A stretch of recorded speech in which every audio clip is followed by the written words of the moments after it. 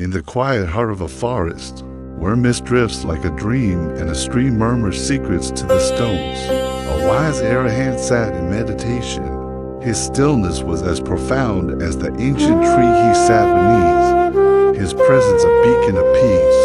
So pure was his mind that all creatures felt it. Each dawn, a graceful white crane would land by the lake, drawn to the gentle light that seemed to glow round the sage. The crane would stand quietly, listening to the monks' chants, finding a serene joy in the sacred sound. It was a silent friendship, a meeting of two peaceful souls, embodying the truth that when the mind is pure, all beings are drawn to its light. One day, as the noon sun danced on the water, a wealthy merchant arrived at the lake, dressed in fine silks. He held a string of magnificent pearls, each one glowing with a soft luster. He placed the precious string on a rock to wash his face in the cool water. To the curious white crane, these gleaming orbs looked like delicious, shining grains. Tilting its head, the crane swiftly swallowed the entire string of pearls and then stood serenely by the water's edge, as if nothing had happened. When the merchant returned, his heart sank. The pearls were gone. His eyes darted around, seeing only the silent Arahan in meditation and the lone white crane. Suspicion, like a dark cloud, instantly filled his mind. He strode over to the monk, his voice sharp with accusation. "You, monk, where are my pearls?" The Arahan remained perfectly still, his eyes half closed, his expression as calm as the undisturbed lake. The merchant's suspicion boiled into rage. He was convinced this holy man was a fraud, a thief hiding behind a robe. The sky seemed to darken as the merchant's anger grew. "You thief in holy robes, give them back," he roared, his voice echoing through the peaceful forest.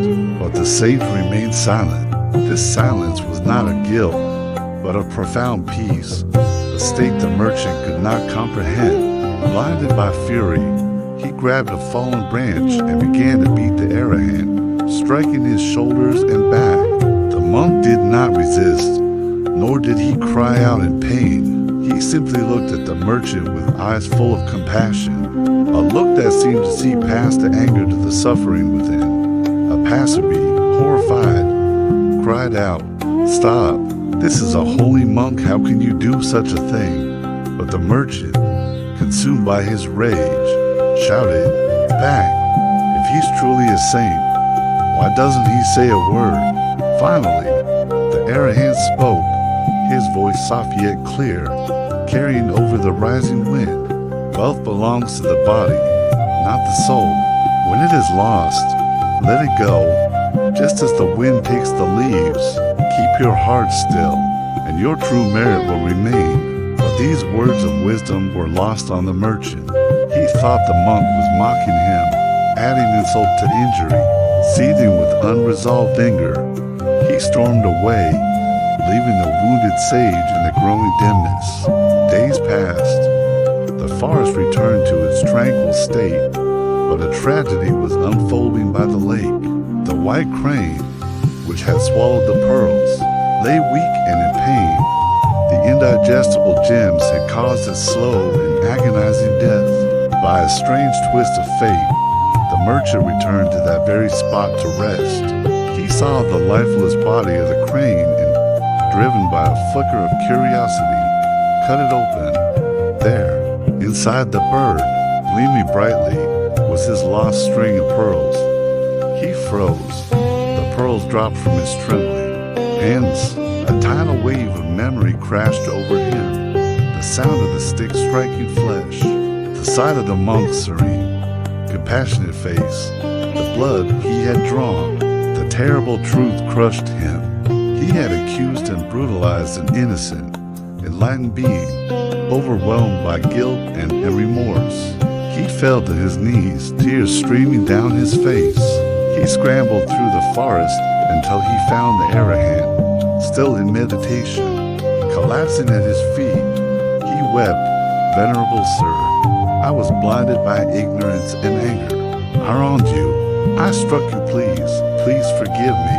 The Arahant slowly opened his eyes. There was no anger, no resentment, only a gentle smile. Now you see, he said calmly, the crane died from its greed, and you created suffering for yourself through your doubt and hatred. All pain in this world arises from ignorance. Only when the mind awakens to the truth can the cycle of karma be broken. As he spoke, a soft, radiant light flowed from his body, filling the forest with a gentle warmth. The light touched the body of the dead crane, which dissolved into a swirl of white mist and ascended peacefully toward the heavens.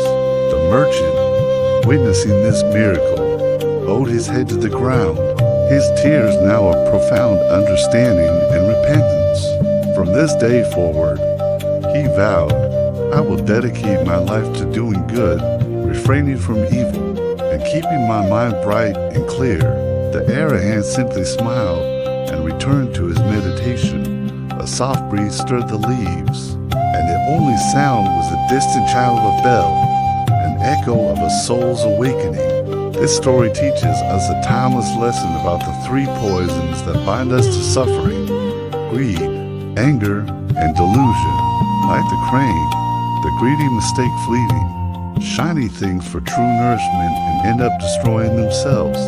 Like the merchant, the doubtful and angry mistake the pure for the guilty, creating terrible karma born from their own clouded judgment. But the sage, the enlightened one, remains at peace even when beaten and blamed. He knows a profound truth. In the grand dance of existence, no one truly harms another.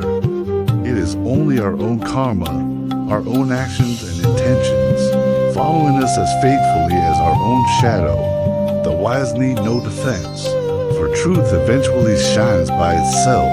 The enlightened seek no fame, for true virtue is born not from the world's opinion, but from the purity of one's own mind. Thank you for joining us on this journey into wisdom. If this story resonated with you, please like, share, and subscribe for more tales that illuminate the path. May you walk in peace.